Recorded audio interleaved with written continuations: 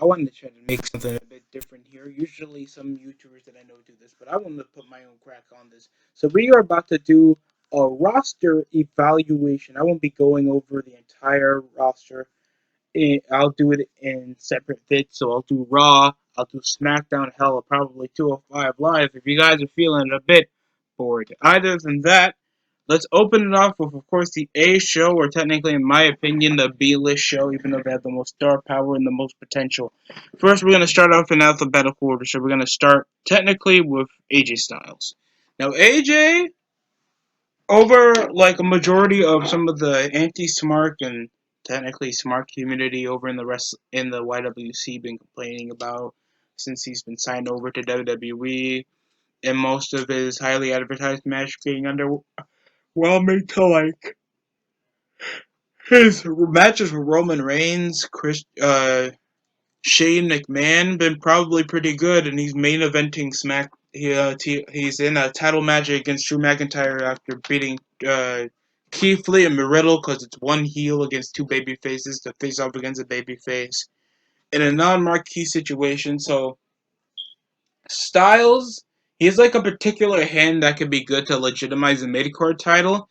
It's just that he won't have that type of development and top tier like ability to be a main eventer in my opinion, and that's okay. That's perfectly fine. And he's been a decent hand. He's been having good matches, and he can be somewhat a comedic piece, even though people don't give him credit because, of course, he looks like a stepdad that's obviously been disrespected before, a weird ass long haired gamer midget.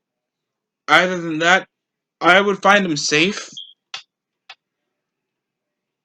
Next up, we have Akira Tozawa. Your ninja gimmick sucks ass. I don't know what to say, bro. You have no justification of a character other than your 205 Live garbage where you're just going, ha, ha, ha. He jobs out to everybody. He obviously has a technical struggle with the language barrier. He's an average seller, but even in 205 Live, he's just a runner up, even though nearly everybody, even probably Jack Gallagher, won the damn title, and he just does nothing except like like hot potato the 205 Live title. The 24/7 championship with our Truth or era Drew Gulak now.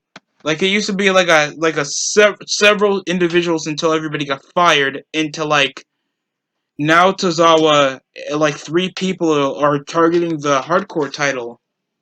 And can be good for some of the lower to upper mid carders, like having a scheduled match on shows.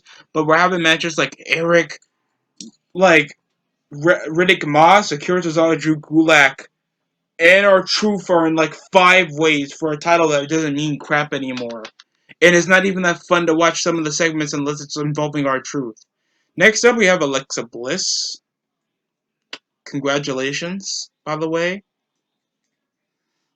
And at least there's a primary focus over to see the Fiend storyline because at least there's some coherency why she's feuding with Randy Orton now. I just feel like I don't know. It was just an out of nowhere twist just to get Alexa Bliss in screen time, or else she would just be wasting her time being in a retarded a stupid tag team with Nikki Cross. Andrade, I don't even know because they had him as a free agent. I don't know why he's showing here. He's a pretty good lucha libre wrestler. He's a good wrestler. He has no supplication for a character other than Zelina Vega and the mic just hyping him up and being the only semblance of legitimacy why he even gets promo time. And he does have some suitable matches back from last year. Of course, his amazing matches on NXT with Johnny Gargano, where they got fought. When does that ever matter for legitimacy? It's overhyped. Dude with no character. He comes around having a lore for a freaking faction from Mexico that is not even that notable. At least if he were from the LWO, that would make sense because it has coherency with WCW.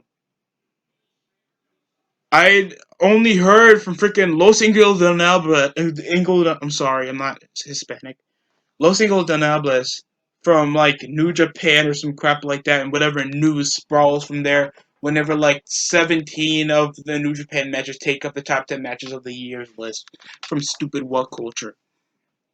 He's a talented hand, but other than just sucking on Charlotte Flair's teeth, he's a talented dude. But if I were him, I would go to Ring of Honor or something. Angel Garza, out of most of the luchadors that we have here, he is like the guy with at least some semblance of a character. He's talented, seems to have some charisma. The guy seems to be attractive, and he's not that bad over to the ring. I would keep him if they just gave him a bit more screen time, or at least some semblance of a story, because like you have a whole lot of women. Like they teased something with him and Charlie Caruso over earlier in the year. They had him trying to flirt with nearly everybody, even Nia Jax. Thank God that's fake, because if he was for real flirting with Nia Jax, I would try to put something in my mouth that I can obviously hold a pistol. I mean, hold a bullet or two or 17. Garza has potential. They just need to get him in some storylines or something. Next up, we have Arturo Raus, the only guy from NXT that we technically got over this draft. And he's technically not that talented. I haven't seen much over him except he's Brazilian Jiu-Jitsu, random bald dude that we got from NXT that shows no promise. They probably gonna put him as another extra hand for like Retribution or some crap when Retribution's all scalded and jobbed out by, I swear they're gonna get them jobbed out again by like the Hurt Business or Braun Strowman. Just wait. Next up, we have Asuka. Out of like a majority of what I thought like from her before, like being this overhyped Japanese wrestler yet again, WWE try to rely on because they think indie wrestlers is the way to go to actually preach over and extend their fan base. Asuka can be talented, like sometimes funny in the aspect of her not speaking a lot of English and her just spewing Japanese out of the semblance of making promos feel hype, even though it gets me to laugh whenever she sprawls with another female competitor. But she gets the job done. She's a really good wrestler. She can be somewhat entertaining and she seems likable. Plus, she's attractive, even though she's older than she seems. You might think, oh my god, she gotta be 21. Nope. She's like in her 40s. Follow her on Twitch. Next up, we got Becky Lynch. Oh, well, I had a complaint on her before, and I still stand by. She's an overhyped, ginger, skinny, unreliable SJW, weak wrestler that can only do a semblance of moves with very little reaction, doesn't have a promo to save her life, and WWE is reliant on this to make her to rip off Steve Austin to at least supplicate that they do have legitimate stars in the company, even though they really don't at this point, except Roman Reigns still. And she shared the cover with him, and yet she had the worst design on 2K20. That has to be depressing. I am still happy that she has a child, and congratulations. So at least be nice. You see, I can be nice. The Big Show, why is he still here? Put him part of a storyline or something, or get him out. Like, Big Show's already a Hall of Famer. The guy already has a show on Netflix. What else do you want from him? Other than he'll just be there for like a one-off point, like how he was for that McIntyre and Randy Orton storyline. And then he just lost to McIntyre after WrestleMania 36. There's like no point. There should be a part like he should be getting some of the younger guys over, like Retribution, the Hurt Business, like stuff that he can still do, especially where it looks like he's still healthy. But I can understand why he could have a part-time appeal, but if that part-time appeal is always on and off character work, I don't know what's the point. Bobby Lashley, why is he holding a mid-card title in a main event level faction? Why isn't he challenging most of the time for the world title? He still is like one of the guys that look like a main eventer, but WWE somehow wants to treat him not like a main eventer.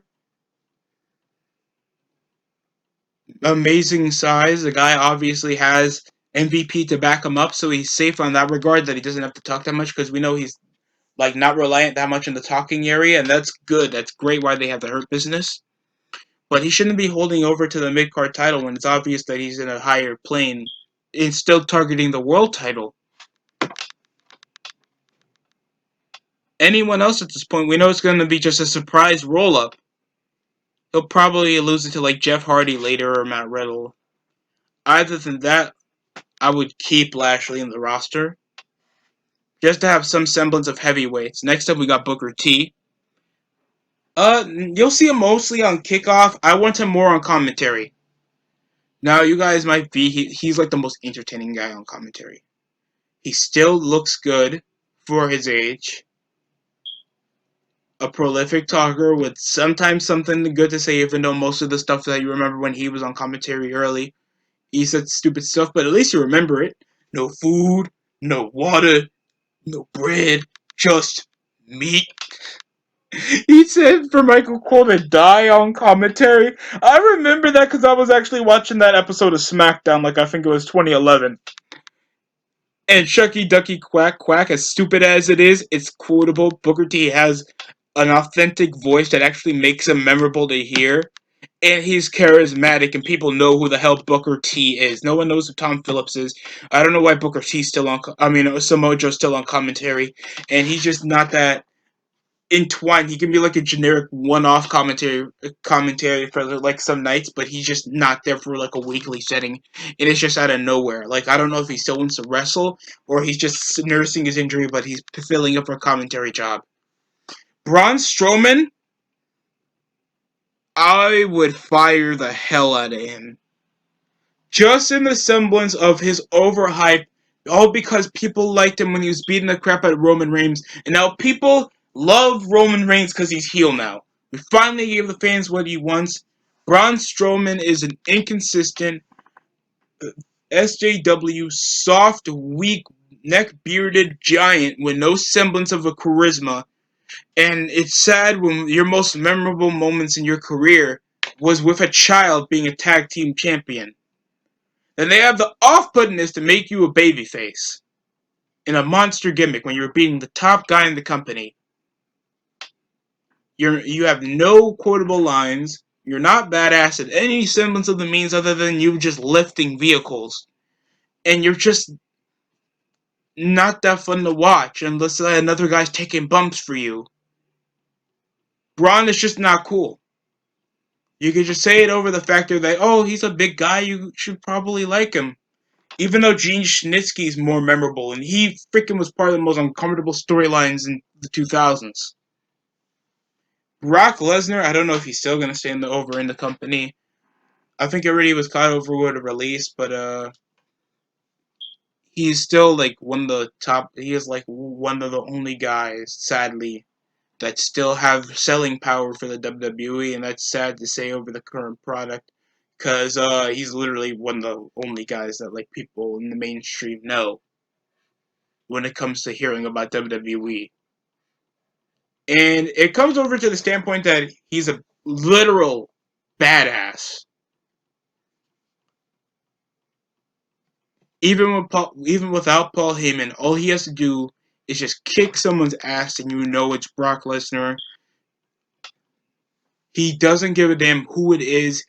Just having him in the ring, you don't know what's gonna happen when it's Brock Lesnar. He has that oomph of appeal and that reason to watch Raw or SmackDown or pay-per-view.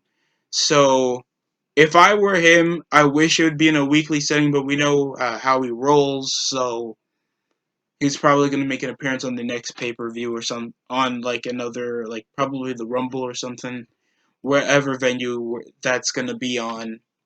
Probably in another gay baseball stadium. Next up is Cedric Alexander. Now, if he wasn't on the Hurt Business, I would think I had the same words for him like I did for Ricochet in my rant video involved in him. The guy seems to be he seems to be a better seller than Ricochet in some standpoints, that he can actually take moves. He's not feuding with jobbers. He's beating the New Day in essential fashion. He can actually be a pretty effective talker. And he seems to have a cooler moveset. That's my opinion on the matter. I know people want to one up and just feel like, oh no, I'm just riding on the Hurt Business because it's the best thing going on Raw.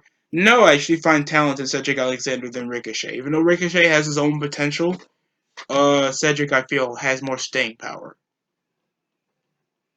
Charlotte, I don't know what they're gonna do with Charlotte, bro. When she comes back from her boob thing, then her stuff with Andrade and all this stuff, I want to just like give her at least a managerial role, or at least change her character, because it's just I'm the daughter of Ric Flair. Rarely I use stuff to cheat, even though most of the time I win the titles clean. I don't have a specification of charisma or my own identity, other than I'm Ric Flair's daughter. So that's technically my take on Charlotte Flair. Do I think that she belongs on the main roster? Sure, yeah. One of the most talented athletic women I've seen. She's attractive in the semblance of the way, so I'm not gonna rag on her that much. She has she's at least a notable woman. She actually looks like an actual woman out of like Sasha Banks that looks like a freaking 19-year-old with a scuffed face and an ugly husband, but that's besides the point. I'm not ranting over SmackDown. But yeah, I would keep Charlotte in the roster.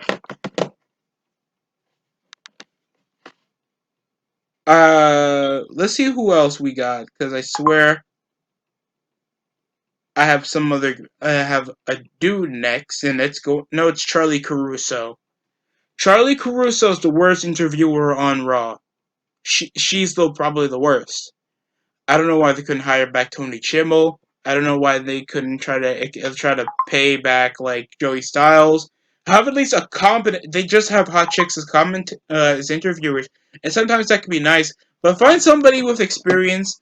Find somebody professional. Just find somebody who can do a decent job. She has buggy eyes. She looks like she barely has camera experience. She's awkward as hell when it comes to an interview in question, especially in a storyline basis. And she's just boring. Yes, Charlie's hot. I get it, but she's just not that intelligent in her questioning, and she just interviews in any semblance of a way. She's just there. The only interesting she had was like the constant flirts with Angel Garza. And Dobo Koto, some dreaded jobber that was like on Monday on Raw Underground like a few times. Had some random squash matches. Then he was in a squash match again. He's just a big dreaded jobber. Nothing about him except he looks like a vanilla retired freaking Umaga that was drenched with the authors of pain. It's depression. He just looks ugly. He looks like a melted tiki mask. The guy looks like somebody just dreaded caramel and a wife beater around him with some dreads. He looks like a Dominican Busta Rhymes. If you don't get this man away from me. Dana Brooke, well, I had complaints over her before, and she still has some work to do over in the ring. The woman is attractive in some semblance of the way. Wish she didn't have that much of a lipo on her. She is physically built. I don't mind the tag team with her and Mandy. I just wish she doesn't go for a singles run at all when she does. I wish she doesn't have to talk that much because she's not that intelligent over her talking. Seems pretty annoying on the mic, and obviously doesn't have that much interesting to say. David Utunga, fire this Tyler Perry wannabe, crap fade, scuffed neck, lawyer piece of garbage. He wasn't even good enough to make it over to a wrestler with a Nexus faction, and then he just does absolutely nothing. It's like on the kickoff show or some crap, and he just does nothing. Fire him. He has nothing interesting to say. Drew Gulak, another guy. He's an average technician with very little storytelling in his matches. No comedic area at all, other than whenever our truth is there for. Now he came from like tagging along with Daniel Bryan to chasing for that jobber belt that only our truth makes that show watchable. He has no charisma. The guy's only semblance of like being on television is by more entertaining people than him, and that induces our truth and Enzo Amore. Next up, we had Drew McIntyre, and he's still like a ball, like a decent look. Just has not a forcible charisma. He is average on the mic where he can sound compelling, but just not that interesting over like the same I got fired sob story. He's not a terrible wrestler, and I'll put that over a fact. He's a decent world champion, but over like most of what I've been seeing in the show, I just wish it was more entertaining. And he's not that overly entertaining, except the average, like whatever whoever's chasing him for the title. So McIntyre, I would keep in the roster. If it was 2012 McIntyre, I would say get him out of here and get him some weights. He looks like a Dutch girl. We got Elias, and Elias, why isn't he U.S. champion or something? Like let him feud with the Hurt Business. Let him cheat to win. Let him use a guitar. Let him like talk, sing crap about everybody in white. Like just make him a more charismatic Jeff Jarrett. Why isn't that possible? He coming around singing around, and he got in this risque little instrument of instrument something match with Jeff Hardy, where Jeff nearly lost his neck from steel steps, and where you have a guy that can sing, charismatic, came over from being a jobber from NXT to being like one of the top acts because he can actually outdo main eventers in promos. And sadly, he's just getting pushed to shaft and he's jobbing out. I don't know why. Well, whenever I see like tag team wrestlers, I'm just gonna put them all in the bank so I don't like have to do like everybody singular. So yeah, Eric, he just feels like a reject from Sanity, and this is like the best thing that he has to do. Now he's over in a singles run facing for the jobber title because he doesn't have that much over a character, and the most they try to do with him is try to make a badass thing like the War Raiders, the Viking Raiders, because they scream and wear war paint, and then they just have him just flailing out knees, and we don't know what kind of direction they're having for him at this point, as well as Ivar, where he's just fattened as flips. And it's like trying to make a serious gimmick, or at least try to change up his character until Ivar comes back, where he's like this MMA bearded dude that comes around the country and takes out guys. Like, why can't you do that? Build up your mid card. I don't know what they can do with Ivar. The same thing. Like, change your name back to the War Raiders. Make some actual cool characters. Sure, it's fine to sometimes have a character based on what the character looks like, but it just feels like some jobber stuff where you just call them the Viking Raiders. Like, no one's gonna care. The Highlanders suck too. Grand Metalik and Lince Dorado, I would say like bring them to NXT or something. They lack over language. Like somehow Kalisto's stuck on SmackDown. They have they have no character. They don't even have the likability factor over like Rey Mysterio because he can actually be likable over to the fans, and they only have like a semblance of a move set, and they don't do nothing for them. Like no screen time. They're probably at main event just having these random jobber matches. The same thing with Humberto Carrillo. Humberto Carrillo sucks. He can barely talk. His hair's always greasy. His moveset is so generically boring. His look is boring. He's a pale judge. He's a he's like a pale kid from Real Madrid, like a 16-year-old rookie that just came out the pitch, and he's boring to watch. And he comes around getting overly pushed, like he was part of that Rollins and Mysterio storyline. He was always getting pushed to face Andrade for the U.S. title. I was like, what did they find in this guy other than he's a luchador and he does moonsaults? He can't talk. He's not emotionally investable. He obviously can't speak English that well, and he's not that charismatic. And he doesn't have an eye-pitching look like Rey Mysterio does, where he has a cool mask, cool apparel, and he comes around doing cool stuff. Like, what's the coolest thing Humberto can do? Oh wow, he can do a moonsault. Freaking Montez Ford, I give him crap, but at least he has a high ass frog splash, and he sells it like it really hurts because of the velocity. Jason Jordan, I didn't even know he was on the roster.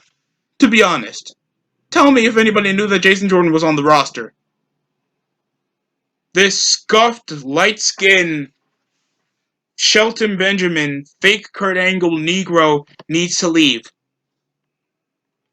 Built like a freaking scuffed s'more. They have him probably doing backstage stuff now because they know he had no apparent charisma, not that much acting training. That thing with Kurt Angle failed, and since he was jobbing over like this, like the most of 2018, he did nothing. Jeff Hardy, people have been thinking to give him Willow or something, or at least make him tag with Riddle. I've been just thinking to probably just make him have a tag team or something. You know, frill out most of the mid card and actually make them chase something, especially for Jeff to help out with some young guys. Jerry the King Lawler needs to come back on commentary. As much as he's bland than how he was back in the 90s and 2000s, he's still a memorable guy on commentary. They just have commentators just to have the semblance to just have commentators. They rarely call the moves anyway. They don't educate the viewer. They don't get the guys any people invested in the product. They don't have primitive reactions even when a cool move is even shown, and they're just boring to listen to. At least Michael Cole and Corey Graves sound a bit professional. They get someone invested over the matches, and they can take a serious and comedic tone whenever they can. So I can at least I understand Corey Graves. I understand at least a bit of Michael Cole. Jinder Mahal, they're doing nothing with this poor guy. Like, he comes around being world champion after being a jobber for a couple months to now chasing for the 24/7 title. I know he's nursing over an injury and they're probably not going to do him much. He does have an average build, even though he has veiny titties. He looks awkwardly buff, have a weird beard, and he's Canadian anyway. Awesome. Other than that, I would say it would be average enough to make him keep that inner peace gimmick, or at least that aristocrat Muslim gimmick that he had with the Great Khali, or something to at least give some semblance of a character. I would say to keep him because at least he shows some dedication for a character and some dedication to actually keep himself in the card. So I respect that for Jinder. John Morrison, I would say break up with the Miz already, dude. Just break up with the Miz already. You have nothing going for him. It shows like he has no semblance of a charisma anymore, except trying to scuff out the Miz's dried off, dumb internet forceful comedy that can't even test from what they were doing back in like '07 to '09. It's so terrible and it just feels so awkward. Like, at least try to bring back the skits or something. And thanks to Miz and Morrison are a tag team, I'm also doing the Miz too. The Miz sucks, and the standpoint of him always chasing for the high card. It was like, oh, why don't we just? He has a character. He's average on the mic, and hell, he's even the only reason why Talking Smack is back on the network. And you guys take it like it's a work or something. Like Vince really doesn't hate indie guys or something.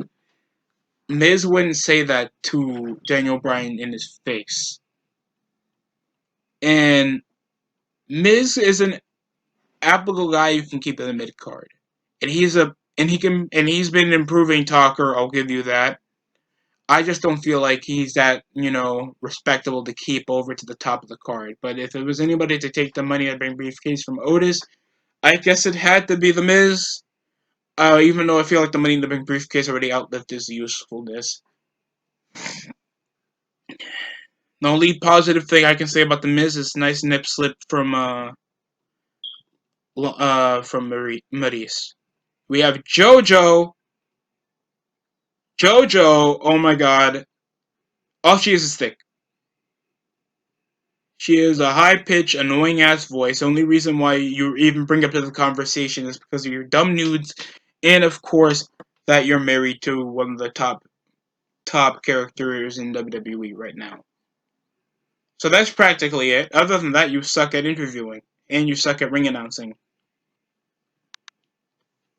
And didn't you try to date a guy like double your age and Justin Gabriel like back in 2013 or 14? Keith Lee, this pregnant Keebler egg piece of fat turds, like either then he's a big athletic dude and his promo style sounds like he's trying to seduce you while trying to tell you that he has a bachelor's. I can see average potential, but they don't have that much of a character, and that was one of my doubts of him coming to the main roster. Even though he already won like the NXT title in under a year, and if he doesn't have that much of a defining character coming into the brand, I can see why Vince would be like, give this fat ass a singlet. So that's just my opinion on the matter. Keith just feels a bit mentally weak in the standpoint since coming to the main roster, and I don't see that aggression or attitude like he had on NXT. So, yeah. But Nia Jax still like is an NXT like tag team women's champion. I can see the problem. Thanks, they're both like pregnant, like fat dudes in the main roster. I'm sorry, fat people of color in the main roster. So next we have Kofi Kingston. Well, technically the New Day thinks they have to like make tag teams together. So we have Kofi Kingston and Xavier Woods. Kofi needs to get released or retire. He sucked as the WWE champion. He's the most least charismatic of the New Day. Other than his tenure, he doesn't deserve to be. He didn't deserve to be WWE champion. He's a transitional champion at best every time. His moveset gotten worse over most of his years. He averagely sells. His chest sucks ass. His look comes from a a well built Jamaican, a fake Jamaican dude, into like this black girl braided BS half bleached look with a concave chest that looks like it's obviously trying to segregate SmackDown and Raw. God, he's probably in his 30s with a 50-year-old upper body. It's depressing. Lacey Evans, she should be doing way other stuff than in another tag team tandem with Peyton Royce that both of these women were promised a singles unit, but now these women are tagged up for no apparent reason, just like they're doing with Gable and Otis, and it makes no damn sense. I find potentially a semblance of this because at least Peyton Royce shows to have a decent look, and she seems to be likable, so I don't know why they don't try to give her a character. Lacey Evans is trying to give her their throwback, old school 40s do it yourself type of woman. And they do the sassy Southern Belle stuff, but you can't just do that unless she, put her in a tag team unless her tag team partner has the same gimmick, and it just feels offsetting. I don't know why they're trying to do this, but Lana is this retarded rookie-like jobber that gets beaten up by Nia Jax every week, but she still gets pushed monotonous of like stuff that Miro did on AEW. And it just sucks because she just sucks in the ring. She gets she comes around doing dumb stuff that she can't even keep a sponsorship. She is so trash in promos. Her storylines primarily suck because she can't talk. And I don't know why she can't just go somewhere else. She is a manager. Keep her as a damn manager. I don't want her wasting our time with her just doing in-ring crybaby stuff where she's probably going to win the belts with Asuka anyway. Because everybody just needs double champions. We got, of course, Mace. We're just going to do the entire group. Retribution itself. Other than, Mustafa Ali, he's safe. He hasn't jobbed out to anybody. He's beaten Ricochet. Like, that means anything anymore. And, of course, after Retribution starts jobbing out, he'll have his singles run where he'll do the jobber hacker thing again. That wasn't even getting any buzz on SmackDown anyway. He sucks overjuicing promos. He's an average cruiserweight that has at least a decent, that he looks like a decent looking guy, but no character. He's not that intelligent to talk to. He's not authentic in any way, and he just does it. And he just does the same moves that anybody else does in the cruiserweights on 205 Live anyway, and he's just not that interesting. Like WWE, could be alive without Retribution itself. Retribution sucks. Reckoning sucks. Reckoning sucks. Like they have their only female group, and Nikki Cross from Sanity was treated more important than her, and that's depressing because Nikki Cross sucks in her singles run. They don't make her this crazy psycho Scottish chick that robbles around and does crazy stuff for Sanity. Now she's just can Alexi be my friend again? And while Reckoning's just there wearing her little Mad Max sex mask, and the only reason she is there is because Keith Lee's there. She has no semblance of a charisma. The chick obviously has an average build, but it just shows that this Retribution stable's been sucking since day one. Dio Madden somehow isn't doing anything else better. I don't know why, even though I've been hearing so much promising over him. And the only last thing he did of some relevance was getting F5'd on a table when I made my first ever showing in a Raw episode back last year in November. Shane Helm sucks. If you guys remember that he tagged with Brendan Vink in the summer, how bored were you? And of course, that's technically, yeah, there's Dominic Dijakovic. That's yet again only relevant because Keith Lee. We have Mandy Rose. She kind of looks not as hot as she was with the longer hair. I don't mind her average tag team with Dana Brooke. Other than that, I just wish you give some of the hotter chicks, or at least some of the more charismatic chicks, something to do. Chase for the title. At least put them in a managerial role. And it's oh, David, you want it to be like it was in the 2000s? Where women were over. Tori Wilson, Stacy Keibler, Dawn Marie, Sable. As much as some of these chicks were not that talented in the ring, they were over, they were attractive, they were mainstream appeal, and they were part of the major storylines that got people to pop the ratings sometimes on Raw or SmackDown. Tell me you don't remember the Tori Wilson and Dawn Marie feud. It's memorable. The stuff with Stephanie McMahon and Trish Stratus, Mickie James and Trish Stratus, Victoria and Trish Stratus. Okay, that's a lot, but still, you understand. And Mandy has the credentials. She has the look. She is physically fit, and she has, of course, talent. So I don't know why they're just undermining her in the tag team.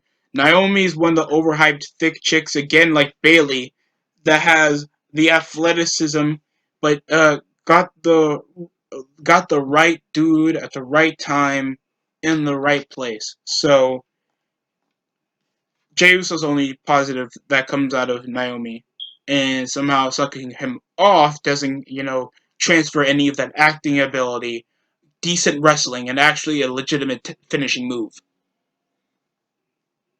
And it's oh, you don't like her interesting entrance? It's interesting. I never said it was good. She had a stupid disco ball in her head, for Christ's sake. She dressed up as that black bee girl from the Teen Titans. That was the only cool stuff. Her moveset sucks. She has no charisma. Her character is literally just a thick black chick with lights. She can't be taken seriously. People obviously had to give Naomi a chance thing because they wanted to push over the race card for some semblance of the crappy women's division we have.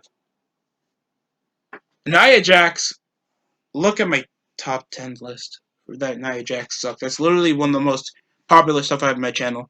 So, literally, I'll put that link over in the description for this fat SJW weak-minded, disrespectful woman that obviously doesn't deserve to be here, as well as Naomi, as well as Sonya Deville that got literally taken seriously like once in a month, and all because people already hated Dana Brooke. Becky Lynch, because she was getting overly choked down her throat, obviously for the feminist agenda and for the rip-off Stone Cold Steve Austin agenda. Nikki Cross sucks. She doesn't look that well. She looks like Abaddon turned sober or some crap like that. Well, she looks awkward and fidgety. She has no determinable character except she's somewhat a nice, crazy kooky, a Scottish girl. Oh, God, stop having relationships in the company. Like, excuse Vince for firing them. Like, come on. She sucks in the ring. Her sells complaint to, like, a feral reaction, not having that cool of a moveset, and not that compelling of a promo. And yes, that comes over to her accent as well. She sucks. R-Truth should be in the Hall of Fame by now. He is the most entertaining part of the show. He always has the best highlights of the show. If you make Vince McMahon and Brock Lesnar laugh, you're doing something right. He's the only reason why a jobber championship like the 24/7 title is still in existence. Even though he's like a 40-time champion by now. Crash Holly held the hardcore title less. And it's just depressing. That's the only reason why the 24/7 title gets as much screen time as it is. He's literally the most charismatic, has the most crossover appeal, and even though he has the most cringe characters, even going as Psycho, he had a Psycho personality where he was talking to an invisible kid, and he's still able to main event a pay-per-view and face off against John Cena for the world title. Who else can do that? People gotta stop sleeping on R-Truth, man.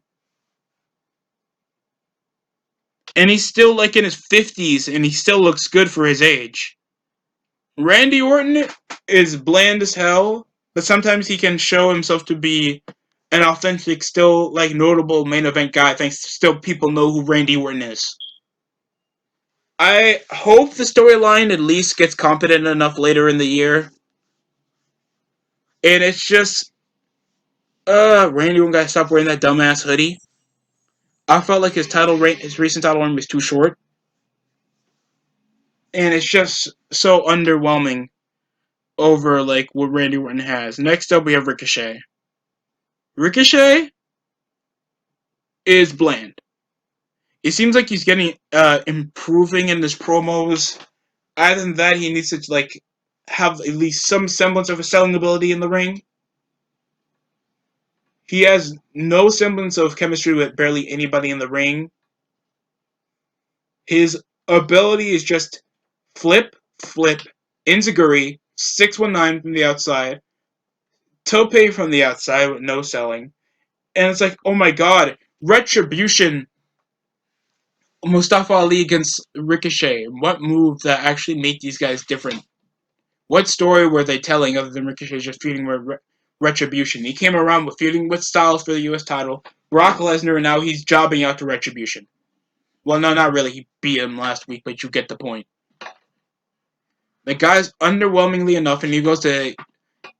If they go to, like... The only place where he's going to be taken seriously is probably AEW. Because they'll be like, oh my god, did you see what he did in New Japan? Kenny will just bring that up like he did with Carl Anderson. Like, oh, you were the machine gun. You beat Okada. Did you see? Gee, why does that matter?